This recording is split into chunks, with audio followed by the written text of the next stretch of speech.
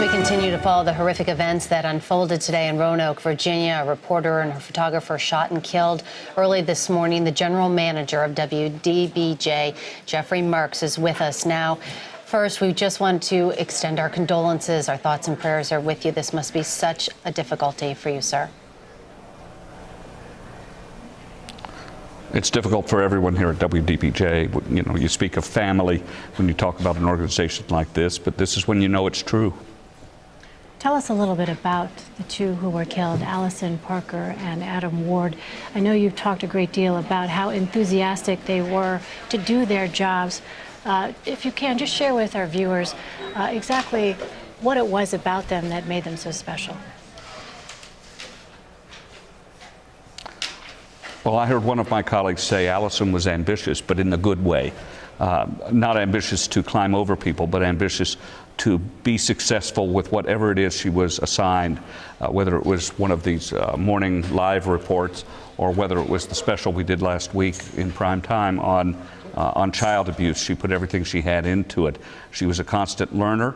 She had started here as an intern, gone away and to another station and come back here, and we were just delighted to have her here. Her personality lit up the room, and as several of our other newer employees have said, she was the one who reached out to them, helped them move in, find their places to live, and all of that. Adam was a wonderful person to be around, consistently positive, a really good photojournalist, good shooter and editor.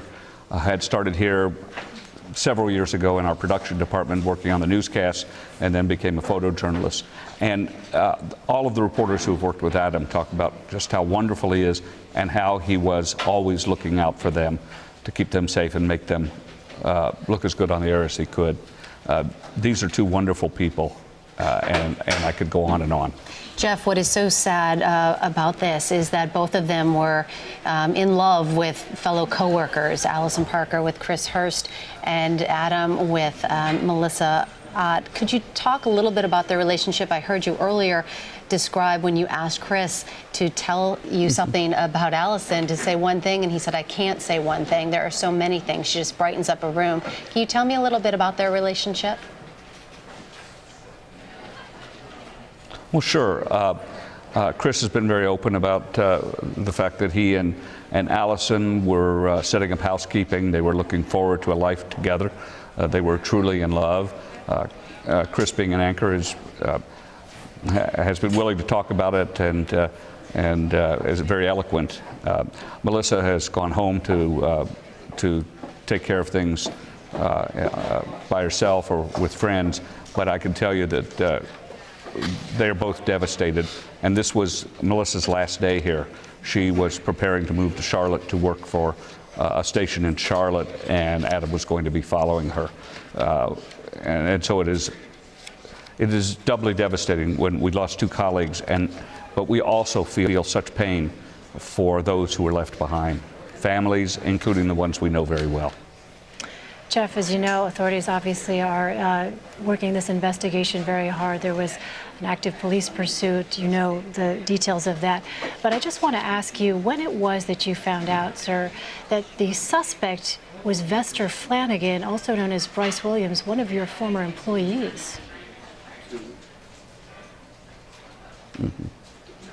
Well, he's one of the people who came to mind instantly when we heard about the incident, although we were trying not to be quick to judge. He left here in a cloud. He worked for us as a reporter.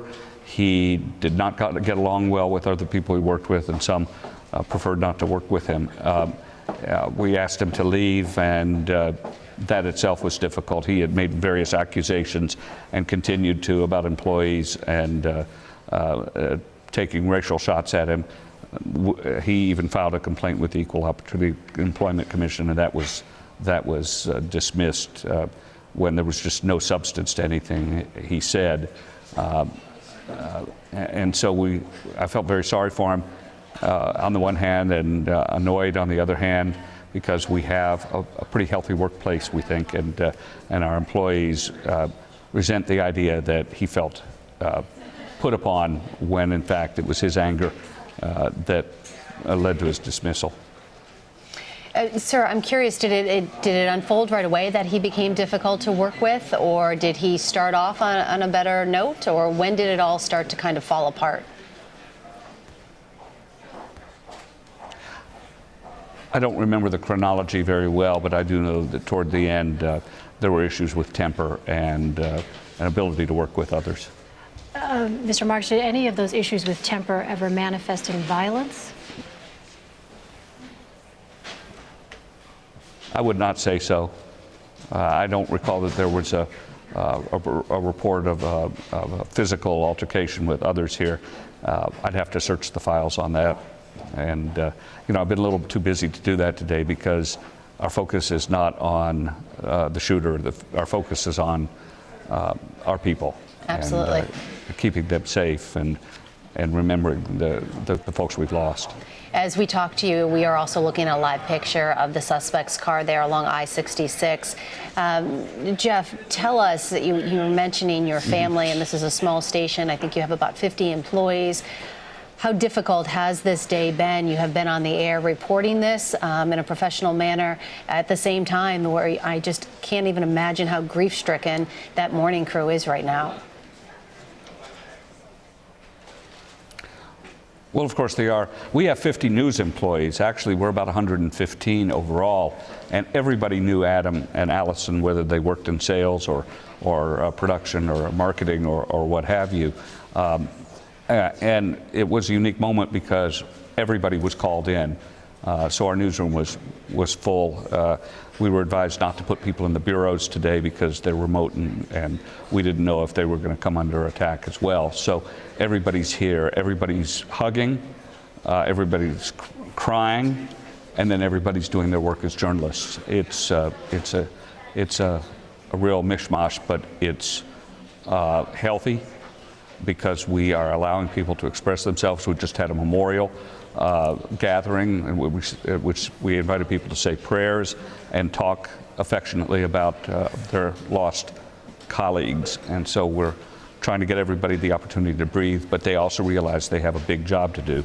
And we've gotten help from another station in town, and WSLS, and everybody, and I've heard from journalists in Africa, Asia, Europe, South America, and all across the United States, because not only are we one family here, but we're a family of journalists who, many of whom go out into danger every day and come back unscathed, thank God.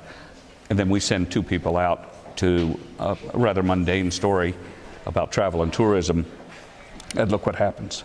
I imagine, given what you just said, what has happened, that people's sense of safety must be shattered. What is being done in terms of security there? Are you taking any additional measures? And also, do you believe that this suspect acted alone, or is there a concern that there could be others involved? Yeah, we don't have any reason to believe there was an alliance with anyone else. Of course, you never know, and we leave that to the law enforcement folks. In answer to your other question, we have a pretty secure building, and we do try to protect our employees. The Roanoke police were of great help to us today in adding, providing an additional security, but we think that crisis has passed. Nevertheless, we do have security methods in place here. And I think we're in good shape there. But any business that sends people out to deal with the public can be in danger at some time. And we just pray for our folks to come back every day the way we sent them out. For 40 years I've been doing that, and I'm just devastated that what happens elsewhere, whether it's a school in Connecticut or a movie theater in Colorado, now happens to us. I'm curious, when you first heard the news this morning, was Vester's name, was he at the top of your list when you thought about this? Sort of subconsciously. My first concern was, I hope they're injured, not killed. What can we do to find out more? And what we can do to make sure our people are consoled. And then as things went on and people started talking about who could it be, he's really the name that came up because of his unpredictable nature. I'm curious, did he ever send any threatening letters or anything like that to any of your employees? Not that I'm aware of. It may have happened, but not that I'm aware of. And were there any verbal threats that you are aware of any violence?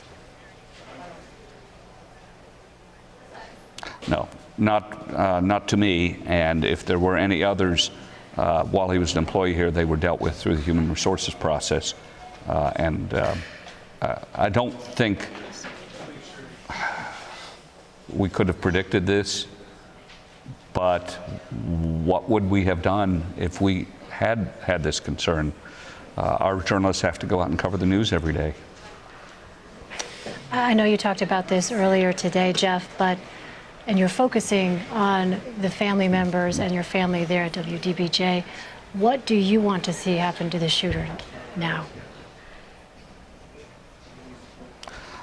Well, on air here, I got a little angry.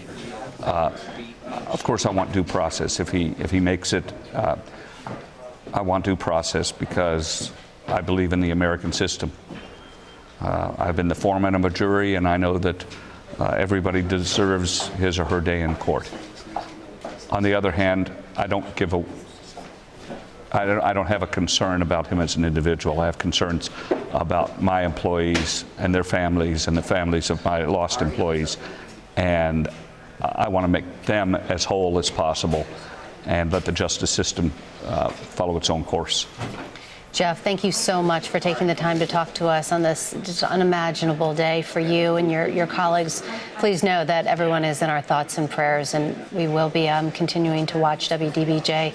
We're waiting for that press conference at 2 o'clock. I know you'll be covering that. Thank you so much. Well, thank you very much, and good luck.